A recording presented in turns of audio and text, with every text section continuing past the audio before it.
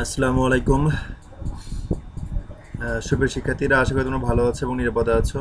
আজকে অনার্স তৃতীয় বর্ষের অনলাইন ক্লাসে তোমাদেরকে স্বাগত জানাচ্ছি। তোমরা জানো যে গত কয়েকদিন যাবৎ আমরা সমজী বন্ধন বা গত কয়েকটি লেকচার যাবৎ সমজী বন্ধন যে অধ্যায়টি আছে সেটি ধারাবাহিকভাবে আলোচনা করছিলাম। লাস্ট লেকচারে আমরা যে টপিকসটা নিয়ে আলোচনা করেছি সেটি হচ্ছে আণবিক অরবিটাল মতবাদের যে বিভিন্ন ধরনের আণবিক অরবিটাল আছে, অর্থাৎ বন্ধন গঠনকারী বা বন্ধন বিরোধী আণবিক অরবিটাল অথবা অবন্ধন আণবিক অরবিটাল যে আছে সেগুলো আমরা আলোচনা করেছিলাম এবং এদের মধ্যে যে পার্থক্য আছে সেগুলো আমরা আলোচনা করেছি। আর আণবিক অরবিটালগুলো কীভাবে প্রকাশ করা হয় সে বিষয়গুলো আলোচনা করা হয়েছিল। তারপর বিভিন্ন ধরনের আণবিক অরবিটাল চিত্রের মাধ্যমে কীভাবে গঠিত হয় সেটিও আমরা কিন্তু আলোচনা করেছি। তো আজকে আমাদের আলোচনার বিষয়বস্তু হচ্ছে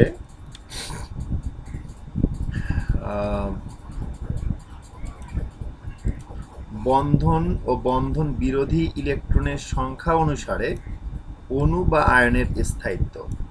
অর্থাৎ কোনো একটি অণু যখন গঠিত হয় আণবিক অরবিটাল মতবাদ অনুসারে সেই অণুতে বন্ধন গঠনকারী অথবা বন্ধন বিরোধী আণবিক অরবিটালের সৃষ্টি হয় এবং সে অণুটি অথবা সেই আয়নটি স্থিতিশীল হবে কিনা বা তার স্থায়িত্ব থাকবে কিনা সেটি বোঝা যায় ওই অণুটির বন্ধন গঠনকারী আণবিক অরবিটালে কয়টি ইলেকট্রন আছে এবং বন্ধন বিরোধী আণবিক অরবিটালে কয়টি ইলেকট্রন আছে তাদের সংখ্যার উপর, অর্থাৎ বন্ধন ক্রমের উপর। তাহলে আজকে আমাদের আলোচনা হচ্ছে বন্ধন ক্রম বা বন্ড অর্ডার, যেটাকে বলা হয় ইংলিশে। আচ্ছা, তো এই বন্ড অর্ডারের ফর্মুলাটা কি? বন্ড অর্ডারের ফর্মুলাটা হচ্ছে বন্ড অর্ডার বা বন্ধন ক্রম বা বন্ড অর্ডার সমান হচ্ছে হাফ ইন্টু বন্ধন গঠনকারী আণবিক অরবিটালের ইলেকট্রন সংখ্যা অর্থাৎ এনবি মাইনাস বন্ধন বিরোধী আণবিক অরবিটালের ইলেকট্রন সংখ্যা অর্থাৎ অ্যান্টি বন্ডিং মলিকুলার অরবিটালের ইলেকট্রন সংখ্যা। তাহলে এটা হচ্ছে বন্ড অর্ডার বা বন্ধন ক্রম বের করার ফর্মুলা। এখন কথা হচ্ছে, যদি কোনো একটা অণুর এই যে আণবিক অরবিটালে যে ইলেকট্রনগুলো থাকবে সেই ইলেকট্রনের সংখ্যা থেকে বন্ড অর্ডার বের করার পর বা বন্ধন ক্রম বের করার পর আমি যদি দেখি যে সেই অণুটির বন্ড অর্ডার বা বন্ধন ক্রমের মান ধনাত্মক যদি হয়, অর্থাৎ ঋণাত্মক বা শূন্য যদি না হয় বা শুধুমাত্র যদি ধনাত্মক হয়, তাহলে সেই অণু বা আয়নটির স্থায়িত্ব আছে। যেমন এখানে উল্লেখ করা হয়েছে, দেখো যে বন্ধন গঠনকারী ইলেকট্রনের সংখ্যা অর্থাৎ এনবি বন্ধন বিরোধী আণবিক অরবিটাল ইলেকট্রনের সংখ্যার চেয়ে যদি বেশি হয় তবে অণুটি বা আয়নটি স্থিতিশীল হয়। আর যদি বন্ধন বিরোধী আণবিক অরবিটালের ইলেকট্রন সংখ্যা বেশি হয় বন্ধন গঠনকারী আণবিক অরবিটালের চেয়ে, সেক্ষেত্রে বন্ধন ক্রম ঋণাত্মক হয়, ফলে অণু বা আয়নটি স্থিতিশীল হয় না বা অস্থায়ী হয়। আর যদি উভয়ই সমান হয়ে যায় সেক্ষেত্রে কিন্তু বন্ড অর্ডার শূন্য হবে, সেক্ষেত্রে অণুটি বা আয়নটি স্থিতিশীল হবে না বা অস্থায়ী হয়। ওকে, এখন কথা হচ্ছে বন্ধন ক্রমের সংখ্যাটা কি? যে সাধারণভাবে কোনো অণুতে উপস্থিত সমযোজী বন্ধনের সংখ্যাকে বন্ধন ক্রম বা বন্ড অর্ডার দ্বারা প্রকাশ করা হয়। তাহলে কোনো একটি অণুতে যতগুলো সমযোজী বন্ধন আছে সেই সমযোজী বন্ধনের সংখ্যাই হবে বন্ড অর্ডার বা বন্ধন ক্রমের সংখ্যা। ওকে, তাহলে আমরা বন্ড অর্ডার বা বন্ধন ক্রম জানলাম। এখন হচ্ছে আমরা দেখব বন্ধন ক্রমের প্রয়োগ বা অ্যাপ্লিকেশন অফ বন্ড অর্ডার। দেখো প্রথমে কি বলা হয়েছে, অণু মানে অস্তিত্ব ও স্থায়িত্ব কিগুলো করেছে, যে বন্ধন ক্রমের সাহায্যে সমযোজী অণু বা আয়নের অস্তিত্ব ও স্থায়িত্ব ব্যাখ্যা করা যায়। বন্ধন ক্রমের মান ঋণাত্মক বা শূন্য হলে অণু বা আয়নটি অস্থায়ী হয়, অর্থাৎ স্থিতিশীল হয় না বা সেই অণুটির অস্তিত্ব নেই আর কি। আর যদি বন্ধন ক্রমের মান সর্বদা ধনাত্মক হয় তবে সেই অণুটি স্থিতিশীল বা সেই আয়নটি স্থিতিশীল এবং সেটির অস্তিত্ব আছে। যেমন হাইড্রোজেন অণুর ক্ষেত্রে বন্ধন ক্রমের মান যদি, যেমন হাইড্রোজেন অণুতে আমরা জানি যে প্রতিটি দুইটি হাইড্রোজেন পরমাণুতে একটি করে ইলেকট্রন আছে। এটারও 1s অরবিটালে একটি ইলেকট্রন আছে, এটারও 1s অরবিটালে একটি ইলেকট্রন আছে। তো এই 1s পারমাণবিক অরবিটাল এবং এই 1s পারমাণবিক অরবিটাল, দুটি পারমাণবিক অরবিটাল মিশ্রিত হয়ে দুটি আণবিক অরবিটাল গঠন করবে। অর্থাৎ একটা 1s, অপর দিকে অপর একটি 1s। এই 1s এ আছে একটি ইলেকট্রন, এই 1s এ আছে একটি ইলেকট্রন, এবং এই দুটি পারমাণবিক অরবিটাল মিশ্রিত হলে এদের চেয়ে কম শক্তি সম্পন্ন একটা বন্ধন গঠনকারী আণবিক অরবিটাল সৃষ্টি হবে, সেটা হচ্ছে সিগমা 1s। আর এই দুটি পারমাণবিক অরবিটাল মিশ্রিত হয়ে এদের চেয়ে বেশি শক্তি সম্পন্ন একটা বন্ধন বিরোধী আণবিক অরবিটাল সৃষ্টি হবে, সেটা হচ্ছে সিগমা স্টার 1s। তাহলে দুটি পারমাণবিক অরবিটাল অর্থাৎ 1s এবং 1s পরস্পর সঙ্গে মিশ্রিত হয়ে দুটি আণবিক অরবিটাল গঠন করলো, যাদের একটি হচ্ছে বন্ধন গঠনকারী, যেটির শক্তি কম পারমাণবিক অরবিটালের চেয়ে, আর আরেকটি হচ্ছে বন্ধন বিরোধী আণবিক অরবিটাল, যেটির শক্তি পারমাণবিক অরবিটাল অপেক্ষা বেশি। এখন দুটি পারমাণবিক অরবিটালে দুটি ইলেকট্রন আছে, তাহলে আহ্বান নীতি অনুসারে আণবিক অরবিটালের প্রথমে যেটি শক্তি কম সেটিতে ইলেকট্রন প্রবেশ করবে, তারপর বন্ধন বিরোধীতে কোনো ইলেকট্রন থাকবে না। তাহলে বন্ধন বিরোধী অর্থাৎ বন্ধন গঠনকারী আণবিক অরবিটালে ইলেকট্রন সংখ্যা কিন্তু 2 আর বন্ধন বিরোধীতে 0। তাহলে বন্ড অর্ডার বা বন্ধন ক্রমের ফর্মুলা NB-র মান হচ্ছে 2, আর অ্যান্টি বন্ডিং মলিকুলার অরবিটালের যে ইলেকট্রন সংখ্যা Na এর মান হচ্ছে 0। তাহলে এখান থেকে ফর্মুলা পাচ্ছি আমরা বন্ড অর্ডার হচ্ছে 2, তো ধনাত্মক আছে। তাহলে এটি হচ্ছে হাইড্রোজেন অণুর অস্তিত্ব আছে, বাইরে স্থায়িত্ব আছে। অপরদিকে হিলিয়াম 2-র ক্ষেত্রে বন্ড অর্ডার আমরা যদি হিসেব করি হিলিয়াম 2-র ক্ষেত্রে, তাহলে দেখা যায় বন্ড অর্ডারের মান হয় 0। তাহলে হিলিয়াম 2 যে আছে এই অণুটি কিন্তু অস্তিত্ব নেই বা এটি গঠন হওয়া সম্ভব নয়। ওকে, এখানে দেখো একটা মিস্টেক আছে, এই 2 এবং এই 2 যদি কেটে যায় তাহলে 1 হবে, 1। তাহলে হাইড্রোজেন অণুর ক্ষেত্রে কিন্তু বন্ধন ক্রমের মান হচ্ছে 1। বন্ধন ক্রমের মান যদি 1 এবং বন্ধন ক্রম থেকে সমযোজী বন্ধনের সংখ্যা হিসাব করা যায়, তাহলে বন্ধন ক্রমের মান যেহেতু 1, সেই জন্য এই ক্ষেত্রে সমযোজী বন্ধনের সংখ্যা কিন্তু একটি, অতএব হাইড্রোজেন অণুতে বন্ধন আছে একটি। ওকে, এরপর হচ্ছে তুলনামূলক স্থায়িত্ব। যে বন্ধন ক্রমের সাহায্যে কোনো অণু বা আয়নের তুলনামূলক স্থায়িত্ব ব্যাখ্যা করা যায়, সেটি কেমন? যে বন্ধন ক্রমের সংখ্যা যত বেশি হবে বা বন্ধন ক্রমের মান যত বেশি হবে সেই অণুর স্থায়িত্ব তত বেশি। যেমন হাইড্রোজেন অণুতে বন্ধন ক্রম যদি আমরা দেখি মান হচ্ছে 1, তার মানে হাইড্রোজেন অণুতে বন্ধন আছে একটি। অপরদিকে অক্সিজেন অণুর ক্ষেত্রে বন্ধন ক্রমের মান কত? 2। এই যে দেখা যাচ্ছে 2, বের করে আমরা শিখবো, সামনের দিকে বের করা শিখবো কীভাবে বন্ড অর্ডার ক্যালকুলেশন করা হয়, সেটা আমরা একটু হলে জানি। সামনের দিকে আরও আণবিক অরবিটালের চিত্র এঁকে আমরা শিখবো। যা হোক, অক্সিজেনের বন্ড অর্ডার হচ্ছে 2, তাহলে অক্সিজেন অণুতে দুটি অক্সিজেন পরমাণু পরস্পরের সঙ্গে দুটি সমযোজী বন্ধন যুক্ত আছে। তাহলে বন্ধন যত বেশি হয় সেই অণুটির বন্ধনগুলো কিন্তু খুব সহজে ভাঙা যায় না, অর্থাৎ তাদের স্থায়িত্ব তত বেশি হয়। তাহলে থেকে আমরা কি জানলাম? যে বন্ধন ক্রমের সাহায্যে কোনো অণু বা আয়নের তুলনামূলক স্থায়িত্ব ব্যাখ্যা করা যায়। বন্ধন ক্রম বৃদ্ধির সাথে সাথে কোনো অণু বা আয়ন শ্রেণীর স্থায়িত্ব বৃদ্ধি পায়। তার মানে বন্ধন ক্রম যত বেশি হবে সে অণু বা আয়নের স্থায়িত্ব তত বেশি হবে। সেদিক থেকে তুলনা করলে অক্সিজেন প্লাস, এটির বন্ধন ক্রমের মান হচ্ছে 2.5, অক্সিজেন অণুর হচ্ছে 2, অক্সিজেন মাইনাস হচ্ছে 1.5, অক্সিজেন 2 মাইনাস হচ্ছে 1। তো সবচেয়ে বেশি স্থিতিশীল কোনটি? অক্সিজেন প্লাস আর কি। অপরদিকে নাইট্রোজেনের স্থায়িত্ব ক্রমটা এখানে দেওয়া আছে। তাহলে আমরা কি জানলাম? যে বন্ধন ক্রমের একটা প্রয়োগ হচ্ছে যে কোনো অণুর শ্রেণীর অথবা কোনো আয়নের বিভিন্ন শ্রেণীর যে সদস্যগুলো আছে সেগুলোর আমরা স্থায়িত্বের তুলনামূলক ধারণা দিতে পারি আর কি।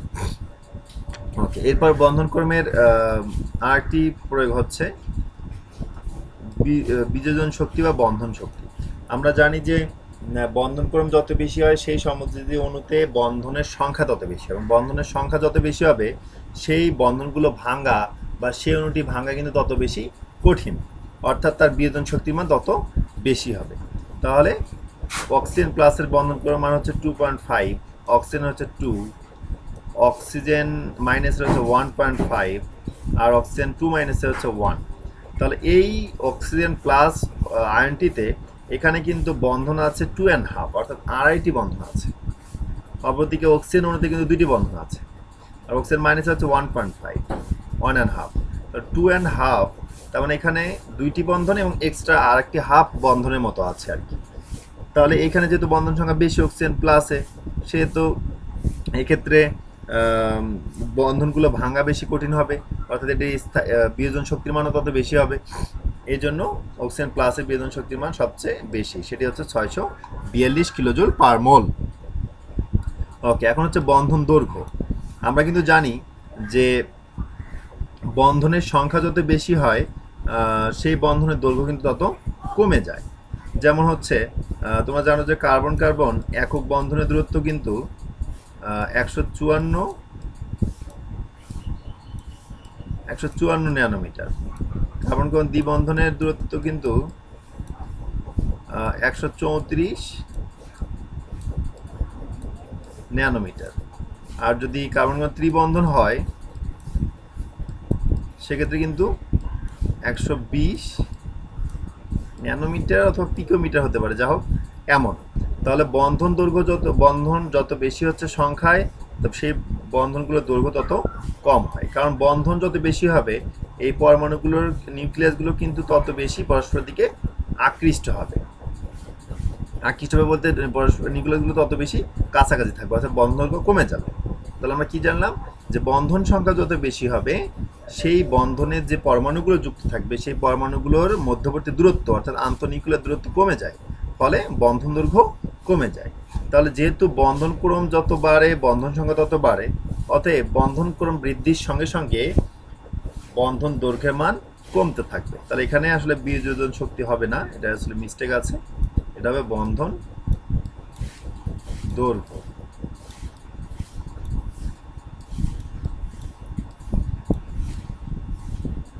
এটা হচ্ছে বন্ধন দৈর্ঘ্য। ওকে, তাহলে সবচেয়ে বন্ধন ক্রম কম হচ্ছে এই অক্সিজেন 2- এর, এবং তার বন্ধন দৈর্ঘ্যের মানও সবচেয়ে বেশি 149 পিকোমিটার।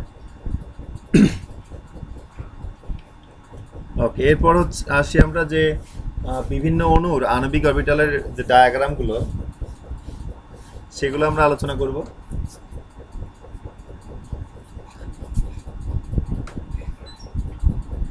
আচ্ছা, তো এই আণবিক অরবিটালের ডায়াগ্রামের দুইটি ভাগ আছে। একটি হচ্ছে সমনিউক্লিয়ার দ্বিপারমাণবিক অণু, এটা প্রথম পর্যায়ের। আরেকটি সমনিউক্লিয়ার দ্বিপারমাণবিক অণু আছে, সেটা একটু দ্বিতীয় পর্যায়ের। তো আমরা দুটি পর্যায়ের ক্ষেত্রে এখানে আণবিক অরবিটাল ডায়াগ্রামগুলো আলোচনা করব। তো প্রথম পর্যায়গুলো খুব ছোট ছোট অণু বা আয়নের ক্ষেত্রে হয়, যেমন hydrogen ion, hydrogen plus, hydrogen minus, helium plus, helium 2+ বা হিলিয়াম মাইনাস, এগুলো হচ্ছে প্রথম পর্যায়ের সমনিউক্লিয়ার দ্বিপারমাণবিক অণু আর কি। ওকে, প্রথমে আসা যাক প্রথম পর্যায়ে যে সমনিউক্লিয়ার দ্বিপারমাণবিক অণু হবে। প্রথম পর্যায়ের অর্থাৎ হাইড্রোজেন হিলিয়াম যা আছে এরা প্রথম পর্যায়ের মৌল, হাইড্রোজেন এবং হিলিয়াম।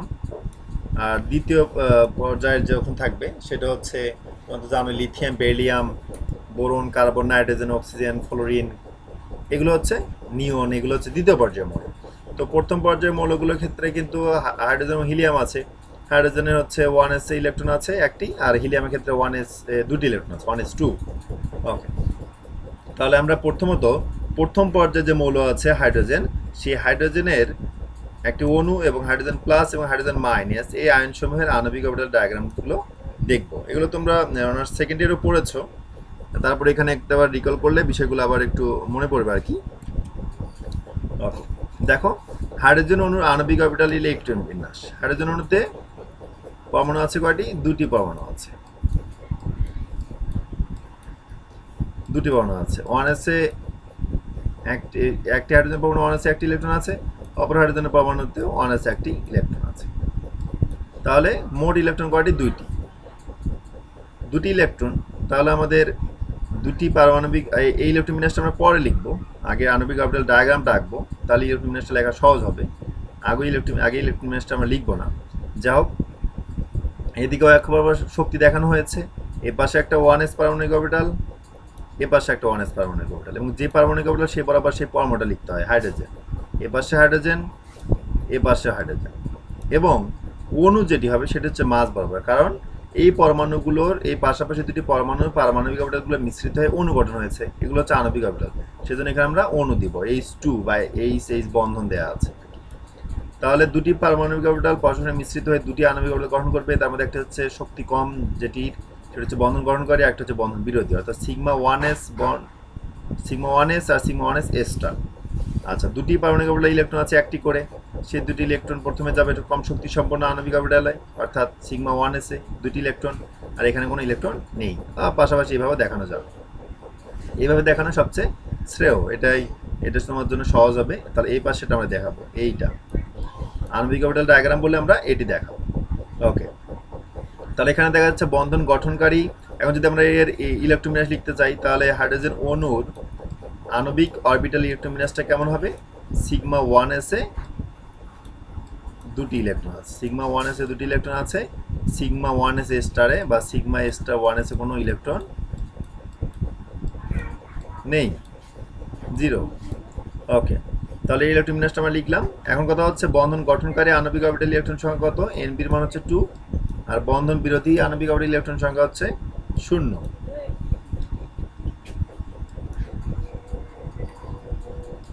ওকে, তাহলে বন্ধন গঠনকারী আণবিক অরবিটাল ইলেকট্রন সংখ্যা হচ্ছে 2 আর বন্ধন বিরোধীতে হচ্ছে 0। তাহলে যদি বন্ড অর্ডার বের করি, তো ফর্মুলা যে মান পাচ্ছি 1, অর্থাৎ হাইড্রোজেন অণুতে বন্ধন ক্রম 1 এবং বন্ধনের সংখ্যা হচ্ছে 1। তাহলে যেহেতু বন্ধন ক্রমের মান ধনাত্মক, সেহেতু হাইড্রোজেন অণুর অস্তিত্ব আছে।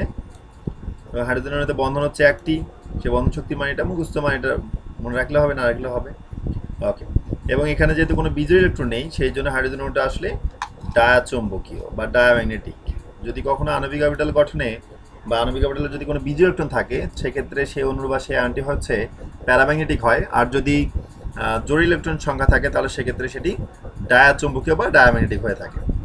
ওকে, এখন হচ্ছে হাইড্রোজেন হাইড্রোজেন প্লাস।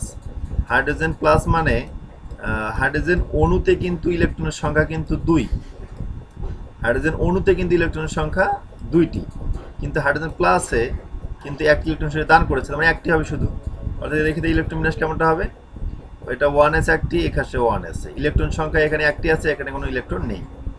তাহলে দুটি পারমাণবিক অরবিটাল মিশ্রিত হলে আণবিক অরবিটাল দুটি, এখানে হচ্ছে বন্ধন গ্রহণকারী, এটা হচ্ছে বন্ধন বিরোধী। তাহলে দুটি পারমাণবিক অরবিটালে মোট ইলেকট্রন আছে একটি, তাহলে সেটি কম শক্তি সম্পন্ন আণবিক অরবিটালে চলে যাবে, বন্ধন গঠনকারীতে একটি পাবো, আর এখানে কোনো ইলেকট্রন নেই, অর্থাৎ 0। তাহলে যদি আমরা বন্ধন ক্রম হিসাব করি, বন্ধন গঠনকারীতে একটি, বন্ধন বিরোধীতে নেই, 0।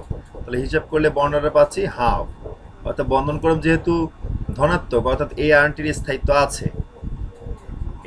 আছে এবং এটি হাইড্রোজেনের তুলনায় একটু দুর্বল বন্ধন আছে এখানে, বা হাফ অর্ধেক বন্ধন আছে, এবং যেহেতু এখানে বিজোড় ইলেকট্রন আছে, সেই জন্য এটি হচ্ছে প্যারাচুম্বকীয়। এবং এটি যদি আমি ইলেকট্রোবিন্যাস লিখতে চাই, তাহলে ইলেকট্রোবিন্যাসটা কেমন হবে? ইলেকট্রোবিন্যাসটা হচ্ছে সিগমা 1s 1 আর সিগমা 1s স্টারে ইলেকট্রনের সংখ্যা 0। এটা হচ্ছে হাইড্রোজেন প্লাসের আণবিক ইলেকট্রন বিন্যাস। ওকে, হাইড্রোজেন মাইনাসে, হাইড্রোজেনে যদি ইলেকট্রন দুটি হয়, তাহলে হাইড্রোজেন মাইনাসে অবশ্যই 3টি হবে, একটি ইলেকট্রন সে গ্রহণ করেছে। তাহলে তার আমরা কী করবো? 1s একটা পারমাণবিক অরবিটাল, অপর একটি 1s পারমাণবিক অরবিটাল, দুইটি মিলে দুইটি আণবিক অরবিটাল গ্রহণ করবে, একটি হচ্ছে বন্ধন গ্রহণকারী, একটি হচ্ছে বন্ধন বিরোধী। আচ্ছা, এই পাশে হাইড্রোজেন মাইনাস, এই পাশে হাইড্রোজেন, যেখানে মাইনাস দিব সেখানে দুটি ইলেকট্রন দিব, আর হাইড্রোজেন এখানে একটি ইলেকট্রন দিব। ওকে, তাহলে দুটি পারমাণবিক অরবিটাল মিলে মোট ইলেকট্রন হচ্ছে 3টি, তার মধ্যে বন্ধন গঠনকারীতে প্রবেশ করে 2টি, আর বন্ধন বিরোধীতে 1টি। ওকে, তাহলে ইলেকট্রোবিন্যাসটা কেমন হবে? হাইড্রোজেন মাইনাসের ক্ষেত্রে ইলেকট্রোবিন্যাসটা দাঁড়াচ্ছে সিগমা 1s এ 2টি, আর সিগমা 1s স্টারে হচ্ছে 1। ওকে, তাহলে বন্ধন গ্রহণকারীতে 2টি ইলেকট্রন, বন্ধন বিরোধীতে 1টি ইলেকট্রন, বন্ড অর্ডার কত হবে? হাফ, বন্ড অর্ডার হচ্ছে হাফ। তো যেহেতু এক্ষেত্রে বন্ধন ক্রম ধনাত্মক, অতএব এই আয়নটির অস্তিত্ব আছে, এবং এক্ষেত্রে যেহেতু বিজোড় ইলেকট্রন আছে আণবিক অরবিটালে, সেই জন্য এটা হচ্ছে প্যারাচুম্বকীয় ধর্মের। তাহলে আমরা দেখলাম হাইড্রোজেনে হাইড্রোজেনের বন্ড অর্ডার দেখলাম হচ্ছে 1, হাইড্রোজেন প্লাসে দেখলাম বন্ড অর্ডার হচ্ছে হাফ, হাইড্রোজেন মাইনাসেও দেখলাম বন্ড অর্ডার হচ্ছে হাফ। তাহলে এই যে অণু এবং আয়নের মধ্যে সবচেয়ে বেশি স্থায়িত্ব কার বেশি? যার বন্ধনকরণ বেশি। তাহলে এটা স্থায়িত্ব সবচেয়ে বেশি, তারপর এগুলো স্থায়িত্ব, এগুলো দুটো স্থায়িত্ব সমান। ওকে, তো এই হচ্ছে এভাবে আণবিক অরবিটালের ডায়াগ্রাম ড্র করতে হয় এবং তার ইলেকট্রোমিনাস লিখতে হয়। তারপর তার বন্ধনকর্মে হিসাব করে সেই অণু বা আয়নটির স্থায়িত্ব আছে কিনা বা অস্তিত্ব আছে কিনা বা সেটি প্যারাচুম্বকীয় না ডায়াচুম্বকীয় সেগুলো আমরা আলোচনা করতে পারি। এরপর হিলিয়াম 2+, হিলিয়ামের ক্ষেত্রে প্রতিটি 1s পারমাণবিক অরবিটালে দুটি করে ইলেকট্রন আছে। তাহলে এ পাশে 1s দুটি, এ পাশে 1s দুটি, এ পাশে একটা হিলিয়াম, এ পাশে একটা হিলিয়াম, মাঝে হবে হিলিয়াম 2 অর্থাৎ অণু। তাহলে বন্ধন গঠনকারী হবে সিস্ট হবে একটি, বন্ধন বিরোধী একটি। তো মোট 4টি ইলেকট্রনকে ভাগ করে দিব। প্রথমে কম শক্তি সম্পন্ন আণবিক অরবিটালে দুটি, তারপর বন্ধন বিরোধী যাতে শক্তি বেশি সেখানে দুটি। তাহলে বন্ধন গঠনকারীতে দুটি ইলেকট্রন, বন্ধন বিরোধী দুটি ইলেকট্রন, বিয়োগ করলে পাচ্ছি 0। তাহলে হিলিয়াম 2+-এর বা হিলিয়াম 2-র ক্ষেত্রে যেহেতু বন্ধনকরণ 0 সেজন্য অণুটির কোনো স্থায়িত্ব নেই বা অস্তিত্ব নেই। এবং এটা ইলেকট্রোমিনাসটা কেমন হবে? ইলেকট্রোমিনাসটা হচ্ছে হিলিয়াম 2 সমান সিগমা 1s 2 আর সিগমা 1s স্টারে 2। ওকে, এরপর হচ্ছে হিলিয়াম 2+-এর ক্ষেত্রে হিলিয়াম 2+-এ তো বোঝা যাচ্ছে যে একটি ইলেকট্রন সে দান করেছে। তো দান করলে তার যে পাশে হিলিয়াম হবে সেখানে দুইটি, আর হিলিয়াম প্লাস যেটা সেটা হচ্ছে একটি। এখানে একটা পারমাণবিক অরবিটাল, এখানে একটি পারমাণবিক অরবিটাল, এই দুটো মিলে একটা আয়ন হিলিয়াম 2+। তো বন্ধন গঠনকারীতে দুটি, প্রথমে কম শক্তি সম্পন্ন, তারপর বন্ধন বিরোধী একটি।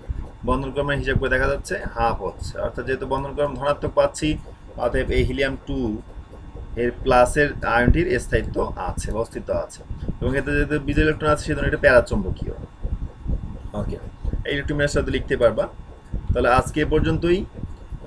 পাশাপাশি হিলিয়াম 2+ দিয়েছি, হিলিয়াম 2- যদি দিই তখন এক ধরনের একটা ইয়ে হবে। তাহলে আজকে আমরা এই পর্যন্ত দেখলাম। আগামী দিন ইনশাল্লাহ দ্বিতীয় পর্যায়ে যে মৌলগুলো থাকবে সেই মৌলগুলোর যে আণবিক অরবিটালের ডায়াগ্রাম এবং সেগুলোর যে আণবিক অরবিটাল ইলেকট্রোবিন্যাস এবং সেখান থেকে বন্ধনক্রম এবং তার অস্তিত্ব আছে কিনা, সেগুলো চৌম্বকীয় ধর্ম কেমন, অর্থাৎ প্যারাচুম্বকীয় না ডায়াচুম্বকীয়, এইসব বিষয়গুলো আমরা আলোচনা করবো ইনশাল্লাহ। তো তোমরা সুস্থ থেকো, নিরাপদে থেকো। ধন্যবাদ সবাইকে।